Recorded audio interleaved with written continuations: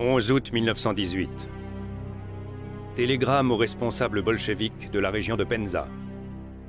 Camarades, le soulèvement paysan dans vos 5 districts doit être écrasé sans pitié. Faites en sorte qu'à des centaines de lieues à la ronde, la population voit, tremble, sache et se dise « Les bolcheviks tuent et continueront de tuer les koulaks assoiffés de sang ». Télégraphiez que vous avez bien reçu ce message et exécutez ces instructions. Votre Lénine. Postscriptum, trouvez des gens plus durs.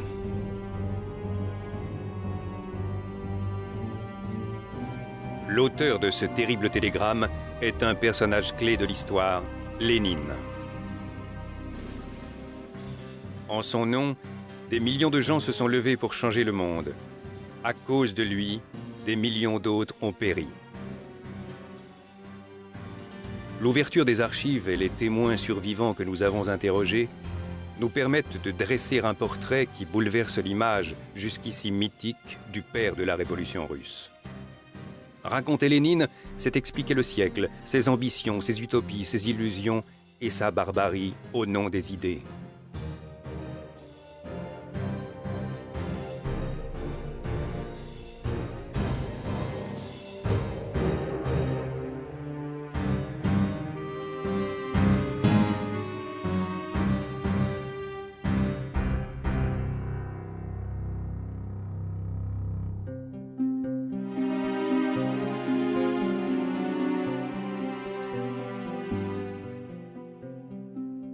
Tout commence à Simbirsk, une petite ville de province au cœur de la Russie profonde, à 700 km de Moscou, au bord de la Volga.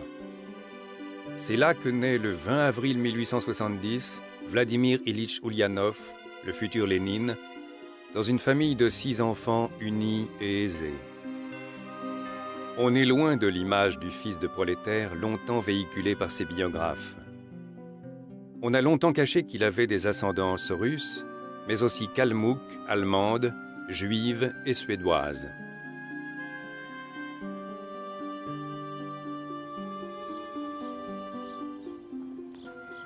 À Simbirsk, on trouve pas moins de 7 maisons dans lesquelles vécurent les Ulyanov. Ils déménagent à chaque fois que la famille s'agrandit.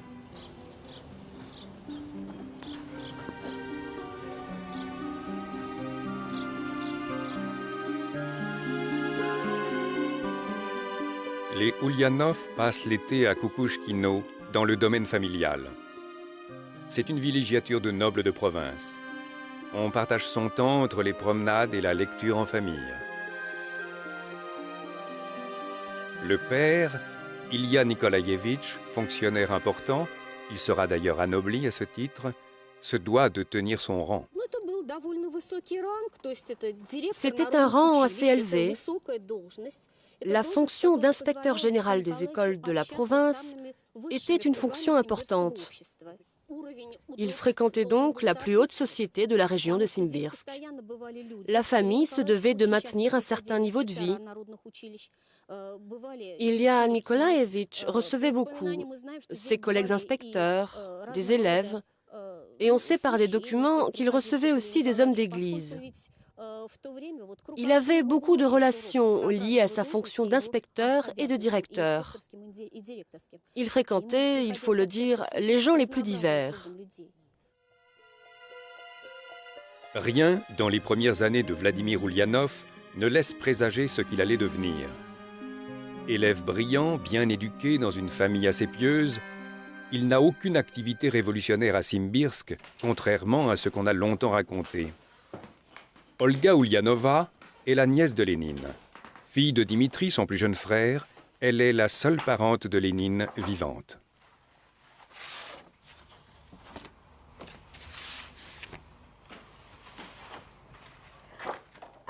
Cette photo date de 1922, l'année de ma naissance.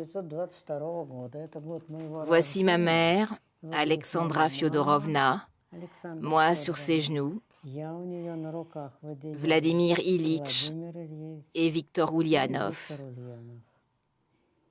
Les enfants Oulianov étaient très instruits. Ils avaient accès à toutes sortes d'ouvrages scientifiques, politiques. Mais il faut dire que leur père n'a jamais véhiculé d'idées révolutionnaires ni fait lui-même de politique. Il n'a jamais encouragé quiconque à la révolte. À la mort de son père, Vladimir a 16 ans.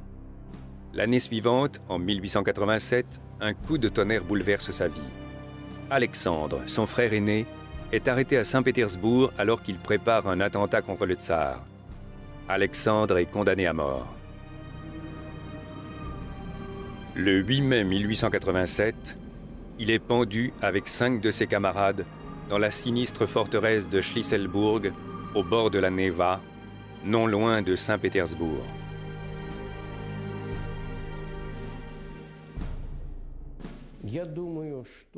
L'exécution d'Alexandre Oulianov a considérablement marqué le jeune Vladimir Ilitch. Comme le disait l'historien Valentinov, le monde n'aurait jamais entendu parler de Lénine si Alexandre n'avait pas été exécuté. Révolté par cette mort, Vladimir devient révolutionnaire. Il est arrêté, emprisonné puis exilé 2 ans à Chouchenskoye en Sibérie, où il se marie avec Krupskaya, une militante socialiste.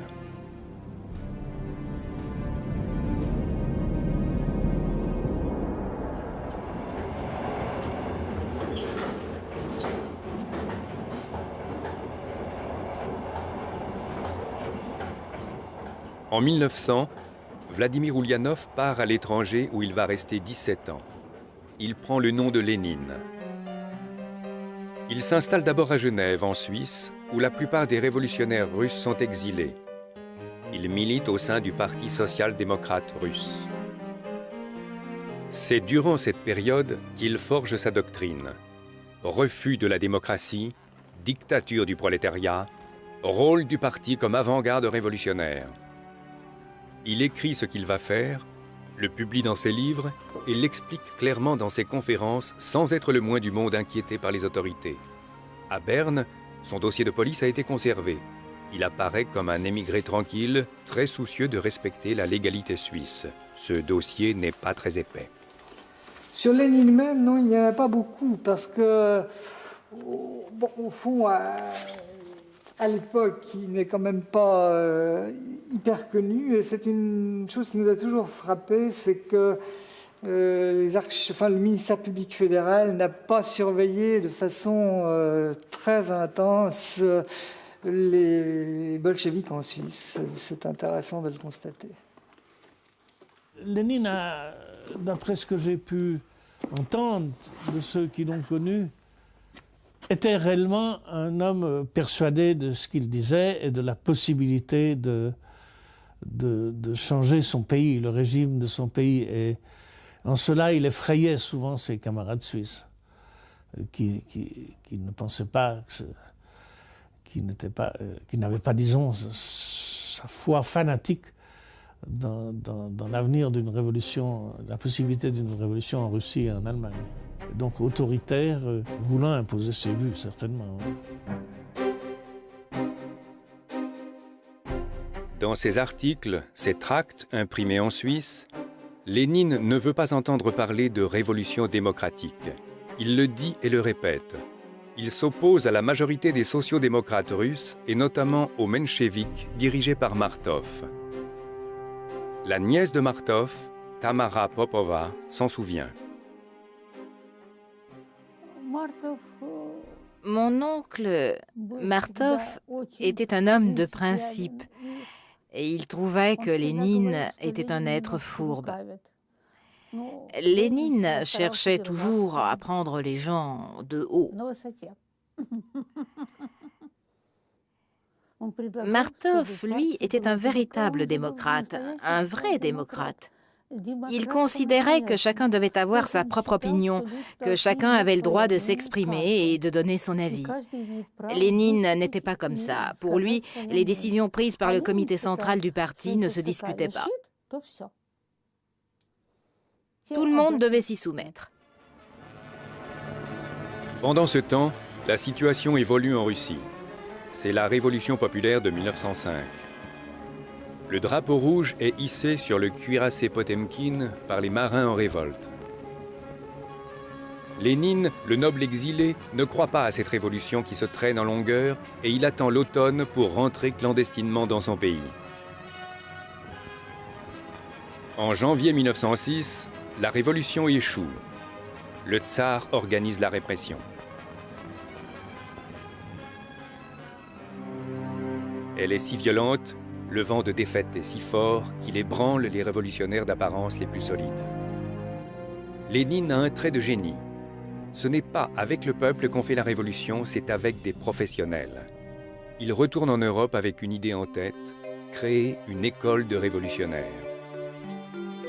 Il l'installe en France à Longjumeau, dans la banlieue parisienne. Les lieux n'ont pas changé. Lénine avait une école dans le fond, là-bas. Oui. C'était un atelier de serrurerie, et c'est encore un atelier de serrurerie. Oui. Ça, c'est tout à fait drôle. Oui. Et ils avaient prévu, en cas de répression de la police, une issue au fond, là-bas, de l'atelier. Oui, oui. Il y a 2 issues. Dans tous ces logements, c'était comme ça. La sécurité. Ah bah oui, attention, hein, il y a une marche encore là. Auguste Gillot venait jouer dans cette cour au début des années 1910. Il connaissait bien le propriétaire qui louait ce local à Lénine.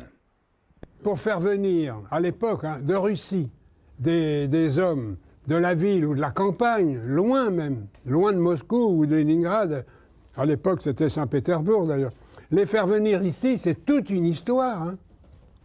Quand on suit les militants qui sont venus à l'école ici, plusieurs sont devenus des membres du premier gouvernement de Lénine. Hein. En 17, c'est quand même formidable. Hein. Ils ont été formés ici. Il est passé dans la cour, il rentrait là, il fermait la porte, il était avec les bombicides. Enfin, que les gens... Le propriétaire actuel des lieux est l'arrière-petit-fils du loueur de Lénine, Léon Duchon. Il m'a dit qu'il faisait l'école ici. Mais hop, il repartait aussi sec, et puis... Mais je voyais en coup devant le grand-père, et c'est juste bonjour, bonsoir, terminé. C'est là qu'il faisait l'école. Alors l'école de quoi? J'en sais rien. Peut-être la révolution, je sais pas. Moi, le grand-père n'est pas rentré dans les détails. Et c'est bien de révolution qu'il s'agit. On y enseigne le marxisme, le travail de propagande et les règles de la vie clandestine. Cette école reste dans l'histoire la première enseignant la lutte révolutionnaire de manière professionnelle. C'était malin tout ça, c'est vrai quoi. On réfléchissait comme... Là. Ah oui, ils étaient tous là au premier. Dans des chambres à plusieurs quoi. Parmi les 14 élèves, il y a les futurs meneurs de la Révolution. Après 2 mois de cours, ils retournent en Russie pour lancer l'agitation. Lénine les suit. Mais interdit de séjour dans son pays, il s'installe ici, à Cracovie, en Pologne autrichienne, près de la frontière russe. C'est une période importante pour Lénine, à la fois politiquement et dans sa vie privée. En effet, il vit une grande histoire d'amour. En Pologne, il a loué une maison dans les Tatras. Il se promène longuement dans la montagne avec Krupskaya, son épouse, et Inès Armand, une militante bolchevique de la première heure. L'amitié qu'il éprouve pour la jeune femme va se transformer en amour. La liaison entre Lénine et Inès Armand est restée secrète plus de 80 ans. Dans les archives du parti, nous avons filmé 2 documents qui prouvent leur liaison amoureuse. D'abord, une lettre écrite à Paris. « Nous sommes séparés, mon chéri, et c'est assez douloureux pour moi. À Paris, je n'étais pas encore amoureuse de toi. Je pourrais me passer de tes baisers si seulement je pouvais te voir. » Dans son journal intime, elle écrit à la fin de sa vie « Je n'éprouve plus de sentiments que pour mes enfants et pour Vladimir Ilitch. » Krupskaya était parfaitement au courant. C'était un amour à 3, si on peut le formuler ainsi. Ils s'aimaient. Maintenant, tout le monde le sait parfaitement. On sait même aujourd'hui qu'il a été question de divorce entre Lénine et Krupskaya. Krupskaya a proposé à Lénine de divorcer. C'était juste après la révolution d'octobre. Mais Lénine a refusé.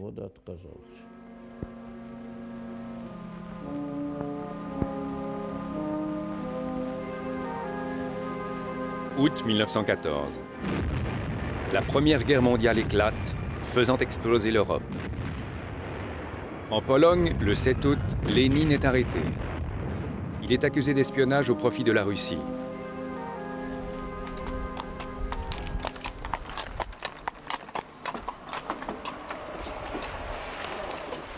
Stanislav Szieszka, aujourd'hui âgé de 100 ans, était emprisonné à Novi Targ avec lui.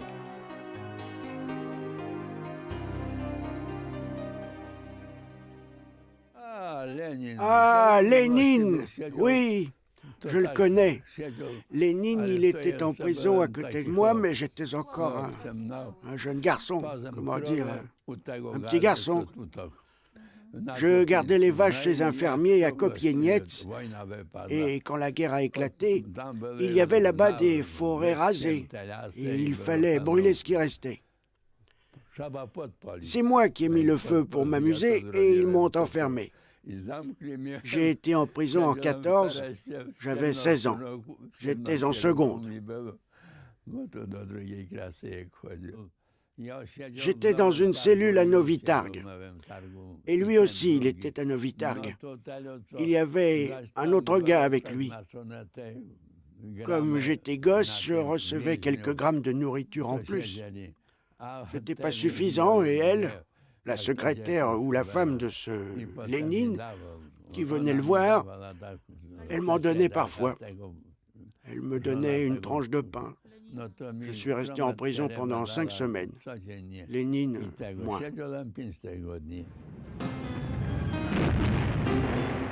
De 1914 à 1916, les Russes subissent défaite sur défaite. En France, en Allemagne, en Russie, les dirigeants révolutionnaires acceptent la guerre par patriotisme. Seul, Lénine souhaite la défaite de son pays. Il pense qu'une Russie affaiblie lui permettrait de lancer la révolution. La réalisation de cet objectif lui apparaît toutefois bien hypothétique. En janvier 1917, dans un discours en Suisse, il avait dit qu'il ne voyait pas d'opportunité proche pour la révolution. Il ne l'a pas formulé directement de cette façon, mais il a dit « Nous, les vieux bolcheviks, nous ne vivrons sans doute pas assez longtemps pour voir la révolution. » Et lorsqu'elle a eu lieu, il a été très surpris. Il l'a d'ailleurs appris presque par hasard, en lisant les journaux.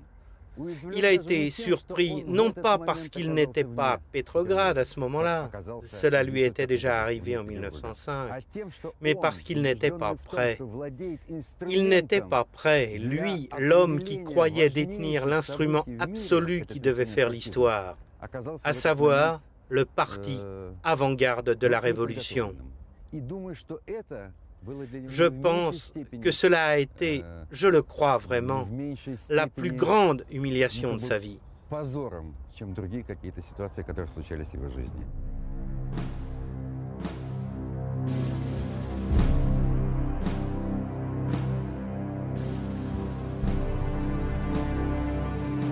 Lénine s'est trompé, car en Russie, les pénuries et la misère ont déclenché le 28 février 1917 ce qu'il croyait impossible, une révolution.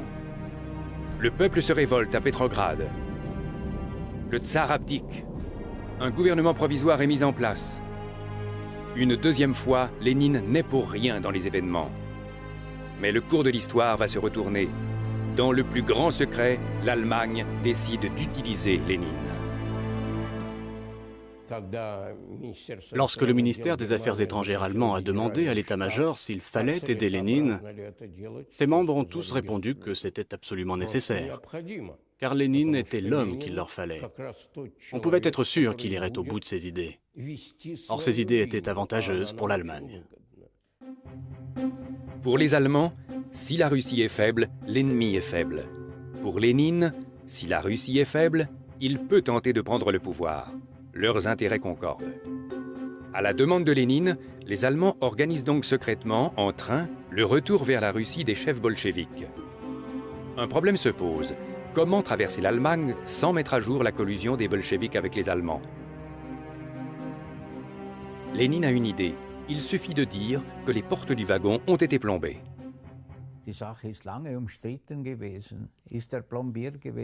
Pendant longtemps, ce fut une histoire très controversée. Les portes de ce wagon étaient-elles vraiment plombées? Nous savons aujourd'hui qu'elles ne l'étaient pas. Elles étaient seulement fermées à clé pour qu'en Allemagne, les voyageurs n'aillent pas se promener librement en dehors du wagon.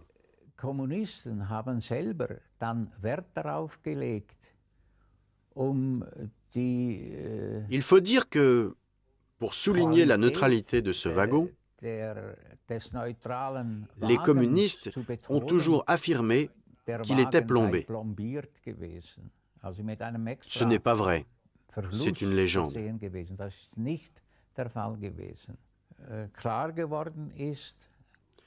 On sait aussi aujourd'hui qu'en plus des 30 membres du groupe et du Suisse Fritz Platten, il y avait avec eux 2 officiers allemands qui se tenaient dans un autre compartiment. Voici un document étonnant. Une lettre de Ludendorff, l'adjoint du chef d'état-major du Kaiser, adressée au responsable du renseignement militaire allemand. Ludendorff le félicite pour la qualité de son travail sur Lénine et il souligne que le plus grand succès de l'opération a été le retour de Lénine en Russie. Signé Ludendorff. Arrivé à Petrograd, Lénine n'en croit pas ses yeux. Des milliers d'ouvriers, de soldats l'attendent. Il appelle aussitôt à cette révolution socialiste mondiale qu'il n'espérait plus quelques semaines auparavant. Il ressentait une grande joie. Il était surtout satisfait de voir que ses opposants n'avaient pas su tirer profit de son absence pour lui couper l'herbe sous le pied. Il était arrivé à temps pour le festin. Il avait craint par-dessus tout qu'un parti ouvrier se soit constitué légalement sans lui. Cela ne s'était pas produit. Lénine s'étonnait de la bêtise du gouvernement provisoire et surtout de ne pas avoir été arrêté en route ou à son arrivée en Russie. Dans son fameux wagon plombé, il n'arrêtait pas de demander « Est-ce qu'ils vont nous arrêter? Est-ce qu'ils vont nous arrêter ?» Lénine n'a pas été arrêté, car en Russie, c'est la pagaille. Kerensky, le chef du gouvernement provisoire, ne peut endiguer l'élan révolutionnaire. La liberté de la presse, décidée par le gouvernement, est une aubaine pour Lénine. Les bolcheviks impriment des millions de tracts pour leur propagande. Ils lancent 41 journaux. Le plus célèbre d'entre eux, la Pravda, est imprimé à 420 000 exemplaires sur une rotative moderne payée par les services secrets allemands. On sait aujourd'hui que le gouvernement allemand a mis à disposition des bolcheviks plusieurs millions de marks pour porter la révolution en Russie, pour les préparatifs et pour chauffer l'atmosphère révolutionnaire. Il existe des preuves incontestables. Regardez ce document. C'est une directive du gouvernement du Reich à la trésorerie du Reich qui lui ordonne, je cite, de mettre 5 millions de marks à disposition de la propagande bolchevique en Russie. Ça, c'est une preuve. Il y en a d'autres. Il y a plusieurs autres éléments de ce genre qui indiquent clairement que le mouvement bolchevique était financé par les Allemands. L'objectif de l'état-major allemand est clair. Dans l'hypothèse d'une prise de pouvoir bolchevique et d'une paix séparée russo-allemande qui s'ensuivrait, l'Allemagne n'aurait plus à combattre que sur un seul front, contre la France. Le gouvernement français a compris la manœuvre. Il ordonne à ses services secrets de percer la réalité des relations entre les bolcheviks et l'Allemagne. Notre enquête nous a permis de mettre la main sur les rapports secrets des services spéciaux français.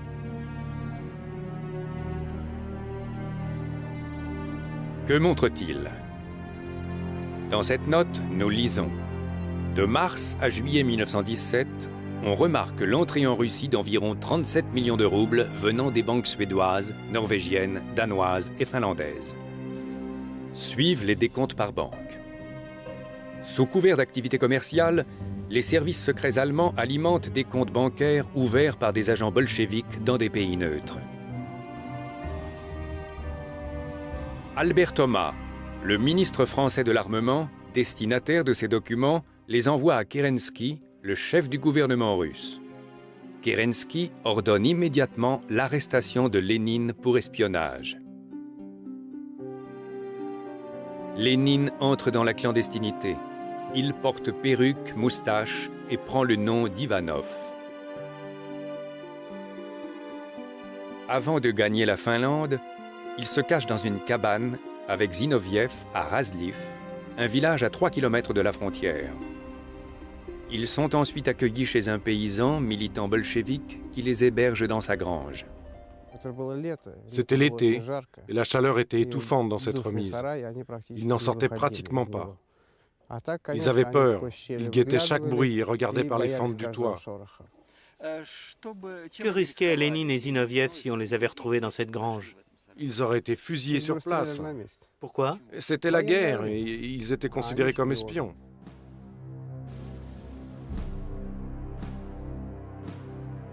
Octobre 1917. L'insurrection éclate à Petrograd. Lénine, rentré précipitamment de Finlande, décide de tenter le tout pour le tout. Il ordonne la prise du célèbre palais d'hiver, siège du gouvernement provisoire.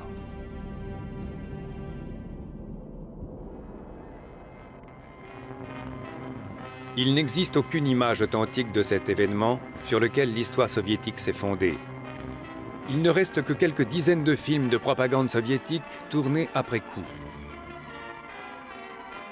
L'épopée qu'il relate n'a rien à voir avec la réalité telle que l'a vécue Mikhail Gourevitch. J'ai assisté à la prise du palais d'hiver où a siégé le gouvernement de Kerensky avec Antonov Ovsyannikov. Je n'étais pas avec Antonov Ovsyannikov, mais j'étais dans la foule qui a attaqué. Le moment le plus intéressant pour moi, c'était le bataillon de femmes. Le bataillon féminin qui avait protégé le gouvernement de Kerensky. Les premiers moments, quand le premier soldat soviétique a sauté dans la cour, ils sont enfuis, ils ont disparu. Et c'est tout. On n'a aucune résistance. On n'a aucune résistance, on a monté dans la salle où siégeait le gouvernement de Kerensky, et Antonov Ovsyannikov a proposé de se rendre. Lénine a réussi un formidable coup de bluff.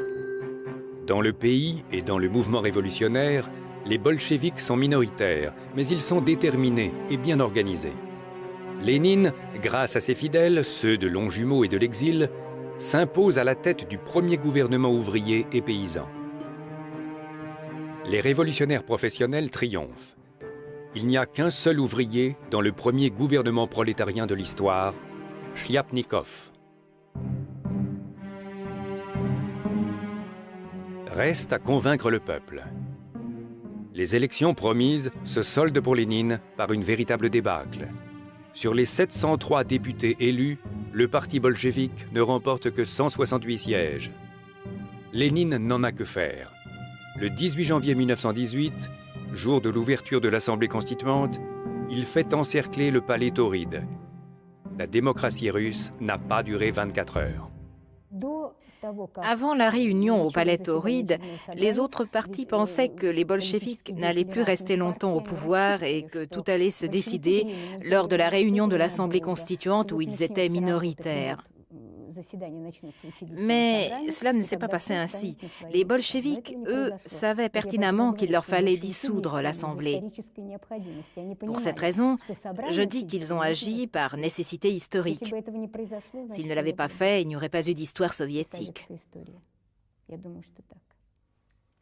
On peut dire que la dictature a commencé à ce moment-là? Oui, tout à fait.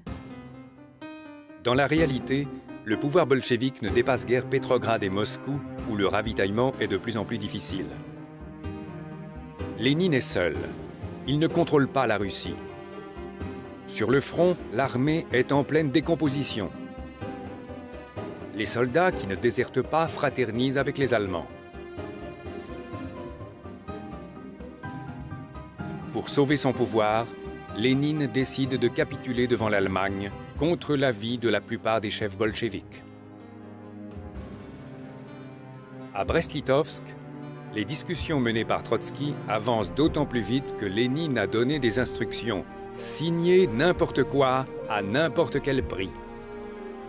La paix est signée. Les Russes ont accepté toutes les conditions allemandes.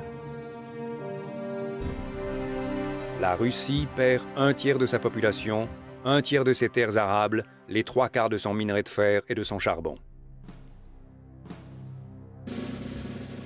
Lénine est satisfait. Mais pour avoir les mains libres, il a payé le prix fort. Il ne lui reste plus qu'à se retourner contre ceux qui refusent la révolution. C'est la guerre civile. Elle sera la plus sanglante de toutes les guerres civiles de l'histoire.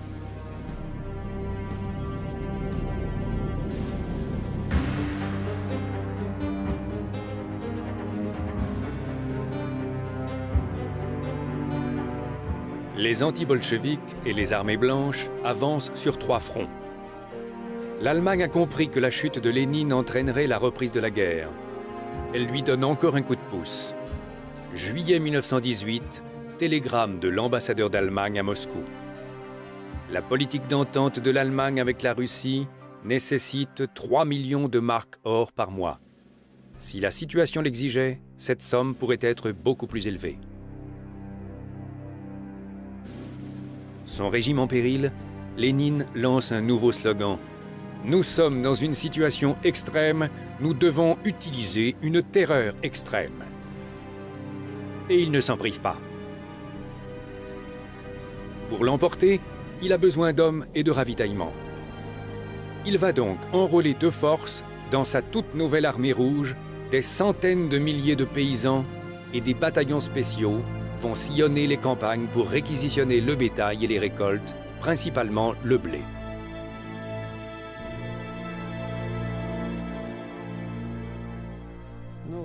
Les premiers décrets pris par les bolcheviks concernaient la paix et la terre.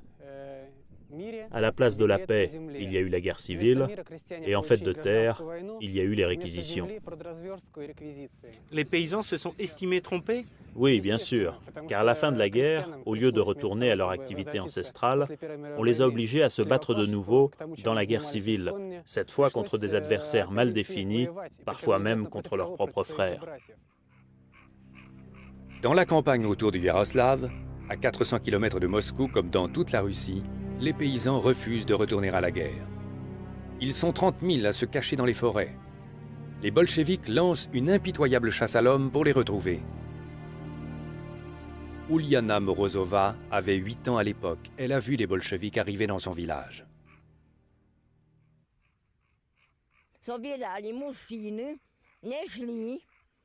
Ils ont réuni les hommes qui se trouvaient encore dans le village. Comme ils leur résistaient, ils les ont emmenés là-bas, à l'intérieur d'un bâtiment, et ils se sont mis à les frapper à coups de sabre. L'un des hommes n'a pas eu la tête tranchée, et quand les bolcheviks sont partis, il a pu se relever et ramper jusqu'à chez lui. Là, il est tombé, mais il a survécu. Cet homme, je le connaissais bien. Je lui ai demandé un jour, « Père Kolia, raconte-moi ce qui s'est passé. » Et il m'a tout raconté. Il m'a dit qu'aucun des hommes ne voulait se soumettre. Personne n'avait voulu suivre les bolcheviks pour être enrôlé dans l'armée.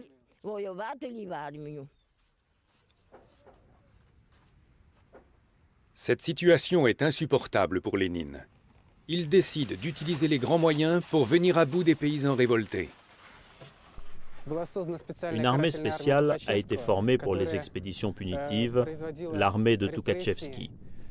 Les militaires utilisaient des gaz, ils décimaient des familles entières, ils fusillaient, ils réquisitionnaient, ils prenaient des otages.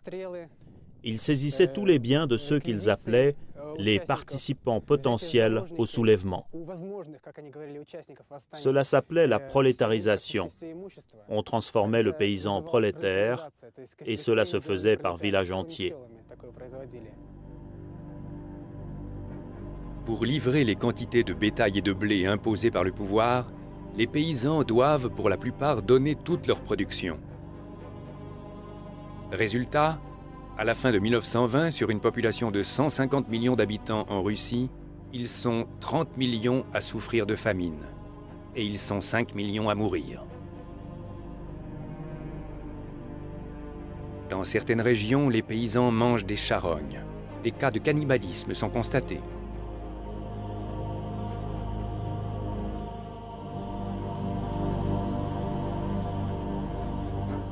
En laissant les paysans russes mourir de faim, Lénine poursuivait un double objectif.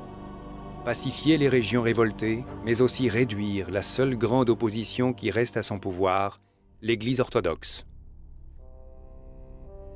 Dans une longue lettre adressée au bureau politique, Lénine explique clairement sa position. Seul le désespoir engendré par la faim peut changer l'attitude du peuple à notre égard. J'en conclus que c'est le moment de saisir les biens du clergé et de l'écraser de la manière la plus décisive et la plus impitoyable, avec une telle brutalité qu'ils s'en souviennent pour des décennies. Plus le nombre de représentants du clergé passés par les armes sera important, mieux cela sera pour nous. Signé Lénine.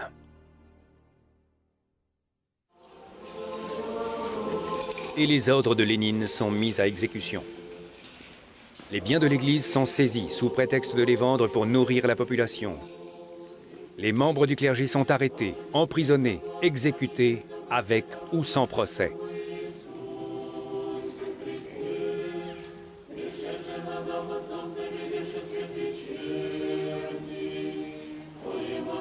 Le père Dimitri a eu ses deux grands-pères fusillés sous Lénine.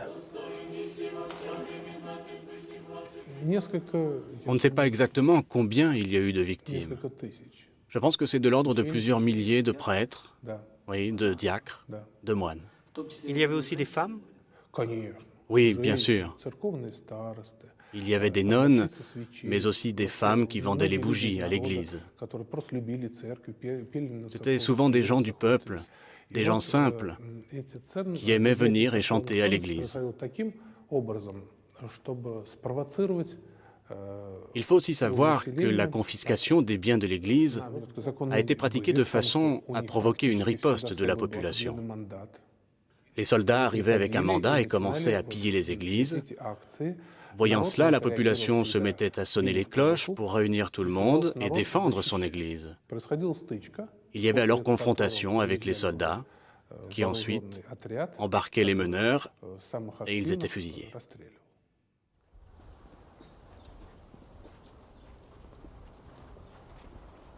Le neveu de Trotsky, Valéry Bronstein, qui vit à Moscou, cherche depuis plusieurs années à identifier ces victimes, souvent anonymes, de Lénine.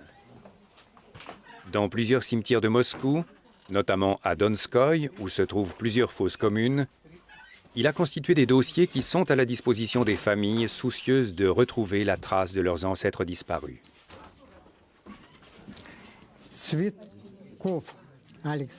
Tsekov Alexandre, sans parti, russe, fusillé.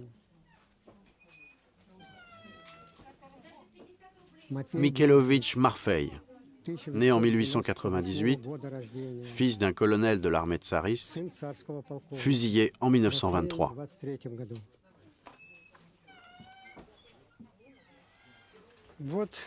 Les gens dont les cendres reposent ici sont de toutes origines, des gens connus et inconnus.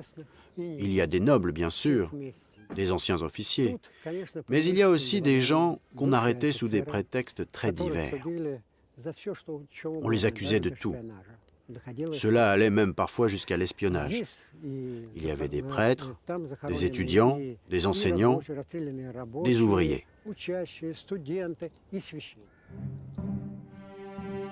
En effet, Lénine va s'en prendre aussi aux ouvriers, les enfants chéris de la Révolution.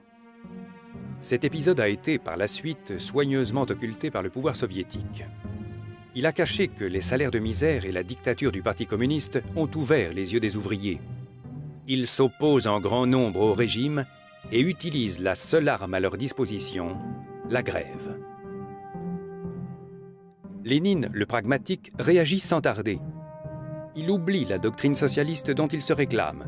Il militarise le travail, supprime les droits syndicaux et assimile le gréviste à un déserteur. Dans la Pravda du 12 février 1920, il écrit « La meilleure place pour un gréviste, ce moustique jaune et nuisible, c'est le camp de concentration. » Et Lénine, encore une fois, fait ce qu'il dit. Les arrestations au petit matin des grévistes et des ennemis potentiels de la Révolution sont pratiquées à grande échelle.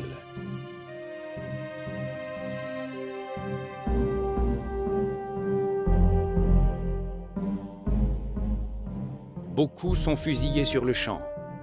Les autres vont remplir les prisons existantes, vite saturées. Que faire de ces centaines de milliers de gens? Lénine trouve la réponse. Il invente l'enfermement arbitraire des hommes, des femmes et des enfants dans les camps de concentration.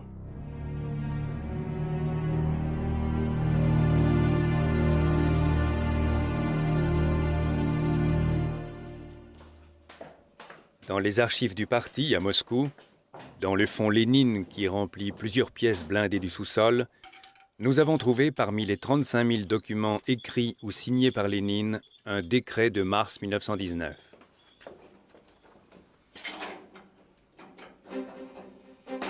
Ce décret légalise les camps de concentration et instaure les camps de travail forcé à raison d'un camp par province. Il est signé Vladimir Ulyanov, entre parenthèses Lénine, et contresigné Félix Dzerzhinsky, chef de la police politique.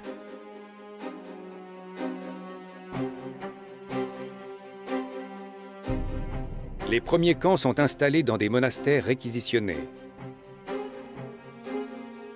Puis, en 1921, le Politburo ordonne la construction d'un camp pour 20 000 personnes dans le Grand Nord, à Oukhta. Il est destiné aux paysans, aux ouvriers et aux marins révoltés. Comme l'avait annoncé Lénine, la charrue de la Révolution laboure la Russie.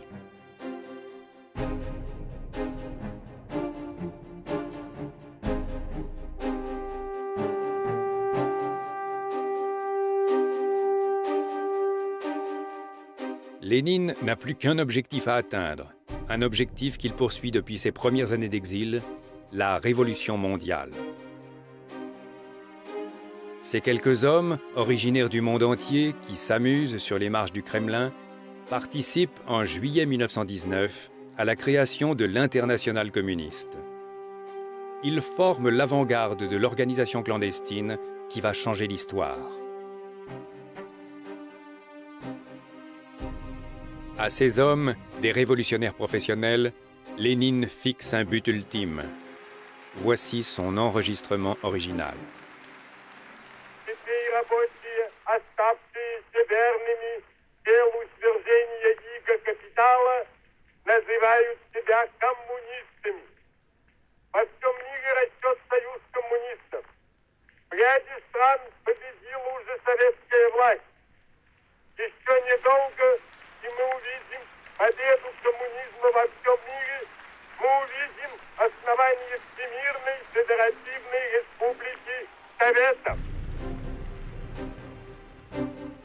Première condition de cette révolution mondiale, les moyens pour y parvenir doivent demeurer secrets. Face à l'Europe et à l'Amérique qui lui sont hostiles, Lénine est soucieux de se présenter sous un jour acceptable. En 1922, pour la conférence internationale de Gênes, il donne ses instructions à Molotov.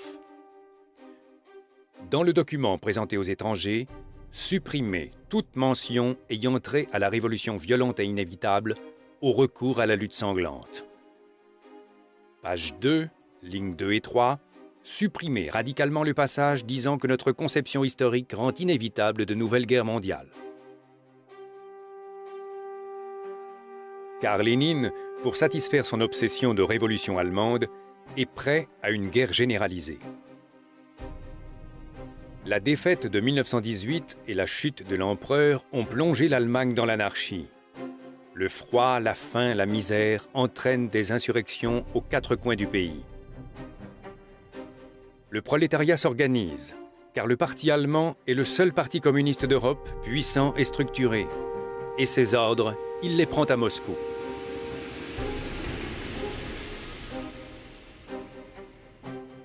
À l'été 1923, un certain nombre de dirigeants bolcheviques décident de déclencher la révolution en Allemagne. Il s'agit de créer une république bolchevique d'Allemagne et de Russie. Elle réunira 200 millions de prolétaires. Trotsky dirige l'opération. Il ordonne d'abord l'infiltration en Allemagne de la fine fleur des généraux bolcheviques. Aujourd'hui, on sait que Stasov, Tukhachevsky et Putna avaient été envoyés illégalement en Allemagne pour soutenir leurs camarades allemands dans leur lutte pour gagner la révolution prolétarienne. Ils étaient là-bas pour les aider? Oui, tout à fait. Pour soutenir et aider le soulèvement de Hambourg. Tukhachevsky, Putna et quelques autres étaient en Allemagne sous de faux noms pour des affaires privées, appelons ça comme ça.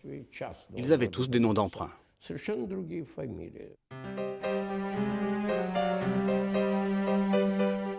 Trotsky prévoit ensuite de masser des troupes à la frontière polonaise pour venir éventuellement à la rescousse de l'insurrection. Les bolcheviks rassemblent aussi des tonnes de blé pour nourrir le peuple allemand.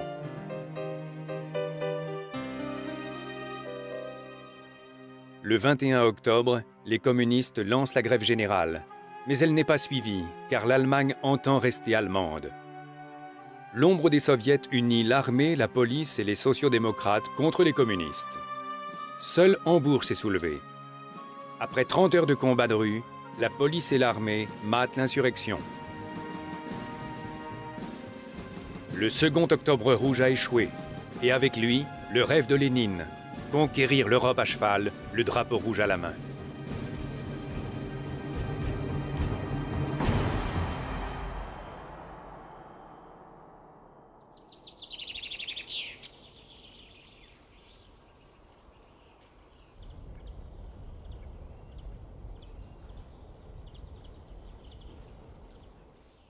Gorki, à 40 km de Moscou.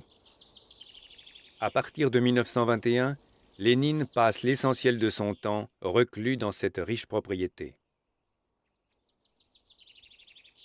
Le vieux chef est malade. Une artériosclérose du cerveau le paralyse et le rend inconscient par intermittence.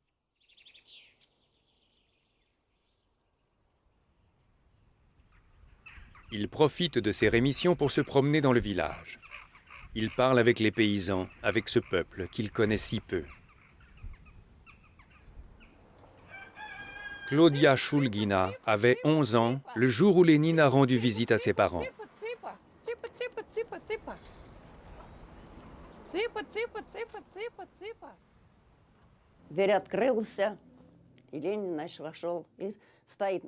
La porte s'est ouverte et Lénine est entré. Il était sur le seuil. Il a enlevé sa chapka, il s'est approché de la table et on lui a donné la parole. Lorsque les lampes à pétrole se sont éteintes, on a demandé à Vladimir Ilitch de nous faire installer l'électricité. On lui a expliqué que ce n'était pas pratique, qu'il était difficile de se procurer du pétrole. Il a accepté de nous aider. On était en janvier. Durant l'hiver, il a fait parvenir du bois pour les poteaux et des câbles électriques et au printemps, l'installation a réellement commencé. Pour nous, l'ampoule électrique était l'ampoule d'Ilitch.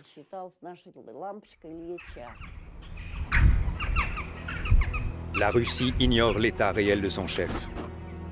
Staline veille scrupuleusement à l'isoler du monde. Seule sa famille a encore accès à lui. Ces dernières photos exhumées des archives nous montrent le visage d'un homme totalement hors du monde.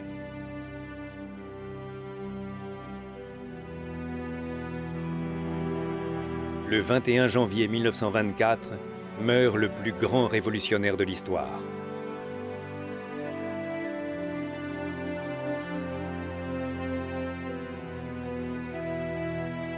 Le pouvoir organise des funérailles grandioses. Les dirigeants, Staline en tête, se rendent à Gorki. Ils ramènent en grande pompe le corps de Lénine à Moscou.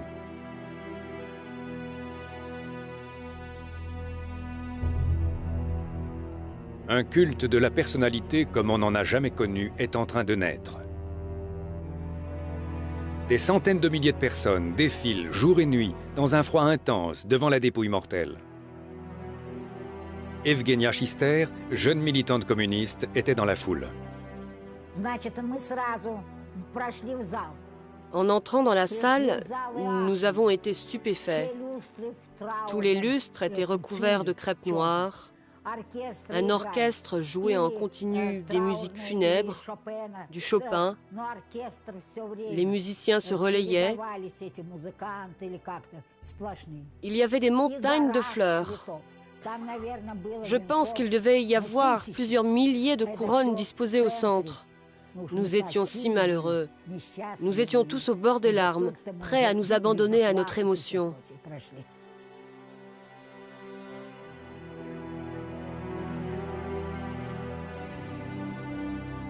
Cette ferveur marque le début d'un mythe qui va durer 70 ans.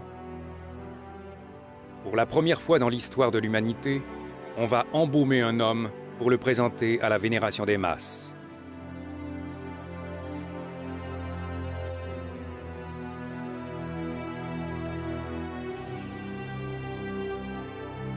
Pendant ce temps, le Politburo enfouit au fond des archives 6000 manuscrits, lettres, télégrammes, qui pouvaient compromettre ou détruire l'image sacrée et aveuglante d'un Lénine humain, tolérant, prématurément disparu.